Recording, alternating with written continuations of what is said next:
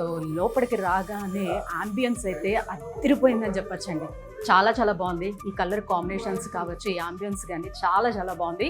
So ఇవాళ మనం ఈ ఐస్బర్గ్ ఎక్కడున్నారంటే ఏఆసరావు నగర్లోని కేఎల్ఎం షాపింగ్ మాల్కి ఆపోజిట్లో ఉందండి. ఆర్గానిక్ క్రీమరీ బై ఐస్బర్గ్ అండి. సో టోటల్గా వీళ్ళకి మన హైదరాబాద్లోని 5 అవుట్లెట్స్ ఉన్నాయి. బెంగళూరులో ఒకటి ఉంది.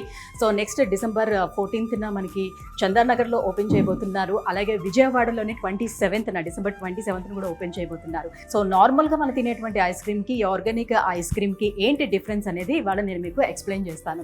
సో స్పెషల్గా ఆర్గానిక్ క్రీమరీ బై ఐస్బర్గ్ వాళ్ళు ఎలా తయారు చేస్తున్నారు దీన్ని అని మనం చూసుకున్నట్లయితే చూస్తున్నాం కదా. సో ఏమేమి యూస్ చేస్తున్నారు, ఇంగ్రీడియంట్స్ ఎలా ప్రిపేర్ చేస్తున్నారు అని చూస్తే చాక్లెట్ సీడ్స్ ఏవైతే ఉంటాయో అవన్నీ ఆర్గానిక్గా వాళ్ళు ఫార్మ్స్కి వెళ్ళి అక్కడే కలెక్ట్ చేసుకొని తీసుకొని వాళ్ళే ఓన్గా ప్రిపేర్ చేయడం అనేది జరుగుతుంది.